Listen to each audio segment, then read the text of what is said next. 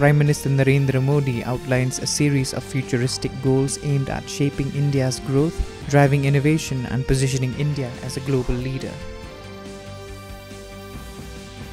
Prime Minister Narendra Modi pitched for an implementation of a secular civil code in the country, saying that the Supreme Court had prescribed a uniform civil code.